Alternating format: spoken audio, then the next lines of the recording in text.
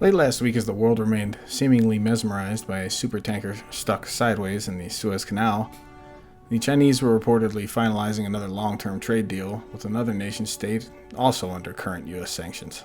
This graphic is from May 2018 and illustrates new railroad construction, back then planned and possibly already underway, connecting Tehran, Iran, running through Turkey into Eastern Europe by new railroad construction. Obviously, China has a lot of overland trade route ambitions through the old Silk Road regions.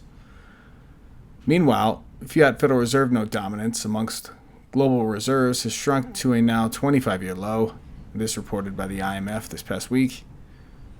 National central banks are increasingly looking to gold bullion and other major fiat currencies to help hedge their long-term savings. Much has changed in the last roughly 2 decades of time in terms of global trade dominance and growth. With technology rapidly advancing, these structural and monetary changes to come both intra and supranationally, we should remain vigilant, knowing historically how big inflation often follows a once hegemonic power's currency dominance fallout. The current U.S. President Joe Biden made headlines this week over his administration's upcoming infrastructure stimulus package and plans.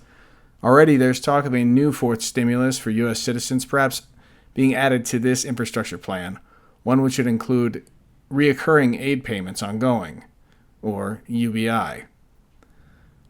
Not much other detail was provided, but the ambitions of many of the Democrat politicians are also brazenly out in the open, calling for more massive, further deficit spending to come, and calling out numbers to be spent that are so large just over a decade ago they would have sounded insane.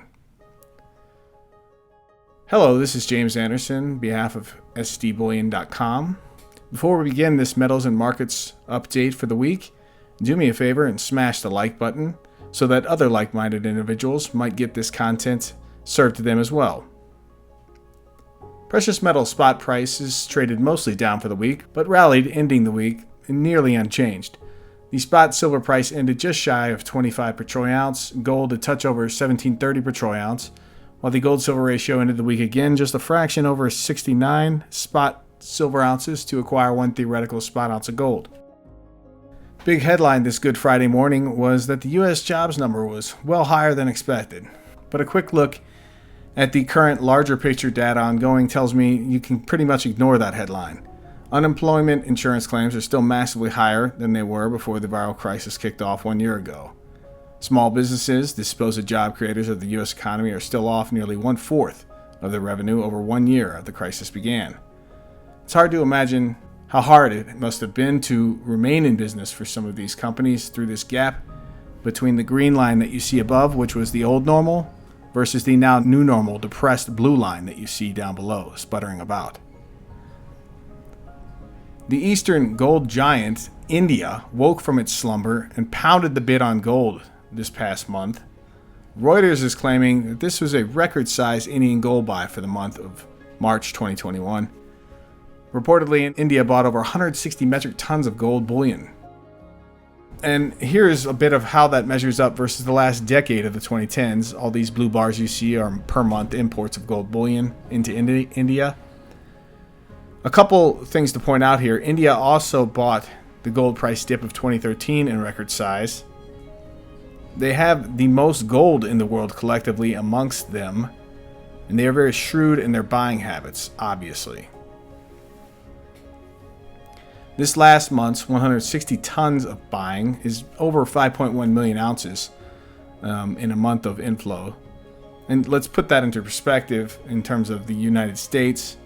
While U.S. investors have been increasingly buying gold bullion coins in 2021 versus the sleepy combined years of 2018 and 2019 on this chart. Remember, India just bought 5 million ounces in 1 month, March 2021. And here we're looking at U.S. investor and mainly U.S. investor demand for U.S. Eagle gold bullion coins, and it's only a fraction over many years. Revolving door politically appointed regulator news today. The guy who was the recent head of the CFTC, the supposed regulator of the silver and gold commodity markets here in the USA, he's moved on to become a chief counsel for Citadel, The large hedge fund that was heavily short GameStop just a few months ago made all the news. The one that the Wall Street Bets crowd loads openly online everywhere that you read. Headlines like this just simply serve to further corrode trust and faith in our financial system's credibility amongst especially young people. Ramping major central bank balance sheets also keep testing the credibility with investors. Specifically this week, the world's second largest fiat currency reserve, the fiat euro, they made headlines as their balance sheet now accounts for over 75% of the Eurozone's annual GDP. Current head of the European Central Bank was on financial media this week, basically telling investors she and her central bank will do whatever it takes to fulfill their agendas ongoing. Sounds much like her predecessor.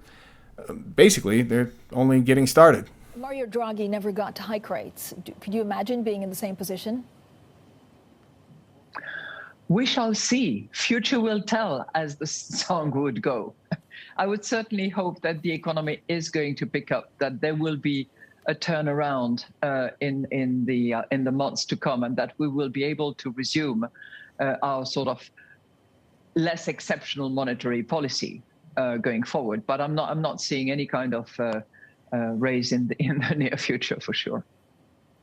Madame LaGarde, what are markets exactly playing at the moment? They seem to be continuing testing central banks. Like, how steep of a yield curve is it okay? They can test us as much as they want. We have a mandate, we have an aim.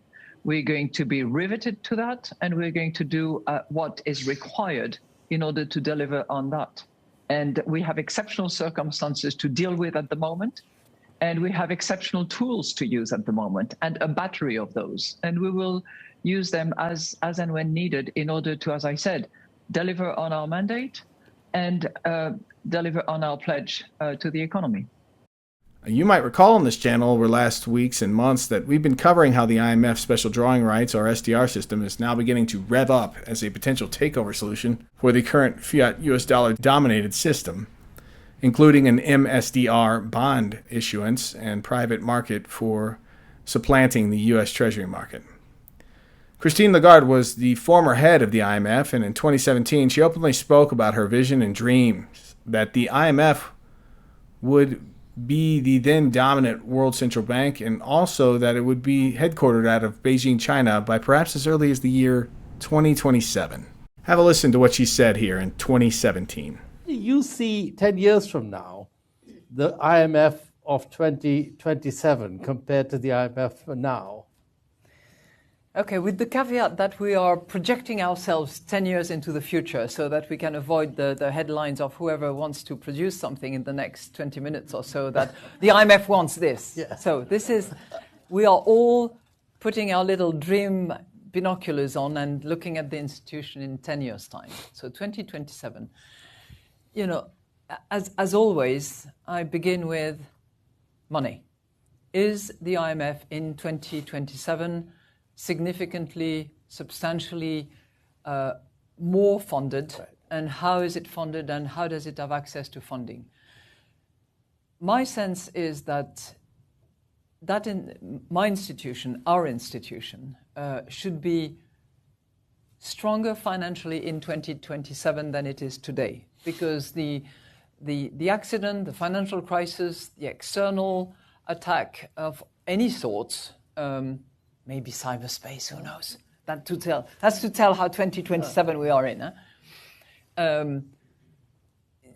Those crises will hit big, because there will be spillover effects, there will be consequences, because I don't think that there is any way to reverse the opening up and the interconnections and the way in which people, young people, people in the trade, people in policies will want to operate together. So the institution will have to be much more substantially funded or have access to rapidly available financing. Now, what form it takes, does it bring together regional financial arrangements that exist at the moment that could be called upon in case of major crisis?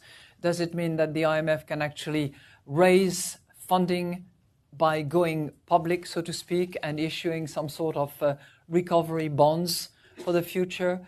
Does it mean that the members of the institution increase significantly the quotas? I don't know, but I'm sure that it will require more financing. That's number one. Number two, to continue to be relevant, it will have to be as representative as possible and better than it is today of the membership.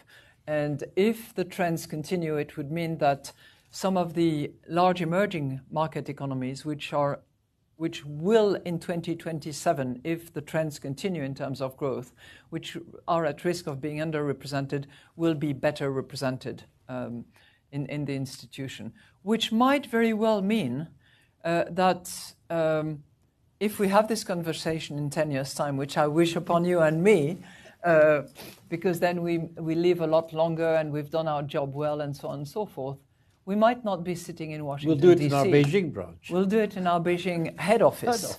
Head office, Might not Even be the better, branch. yeah. Exactly. That's a possibility, and it's actually, it's actually called for under the articles of the IMF that the head office has to be in the largest and economy. Good. In the institution. Now, I want to open it up because I know there are many people in the audience who have questions and that they would like to raise with you. Rajesh, are you going to do... Now, by the way, talking about yes. our Beijing meeting in 10 years' time, it will be critically important in order to secure staff eagerness to travel that the climate change commitments made by China be actually respected and delivered upon. Yeah, I got some questions, and just over 3 years ago, I left them on the original posting of this discussion. And number one, will the IMF's SDR lose another 95% of its value to gold by 2027? It's already achieved that feat since 1973 to 2017, when I left this comment.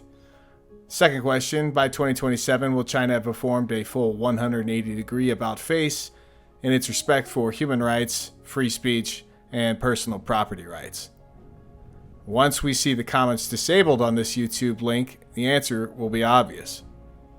And I actually went and looked today, switched from my personal YouTube account to my SD Bullion profile account, and yes, that's exactly what happened. The Center for Global Development is censoring essentially the comment section, so they censored my comments and my questions. And so that is where we stand going into Easter weekend 2021 and this 21st century bullion bull market ongoing. How much longer will we consolidate sideways or even down before reverting on all this ridiculous currency creation run amok? To me, it's really just a matter of time. But in the meantime, I hope that you position prudently before prices and values begin moving towards the heavens above. Have a great and peaceful holiday out there, everyone. As always, take super care of yourselves and those that you love. If you enjoyed this content, be sure to give our video a thumbs up. To keep getting bullion-related news and industry insights, be sure to subscribe to our channel. Finally, hit that alert button so you know when we publish fresh content. Give us your thoughts in the comments below. Let us know what you think and which topics you want to hear more about.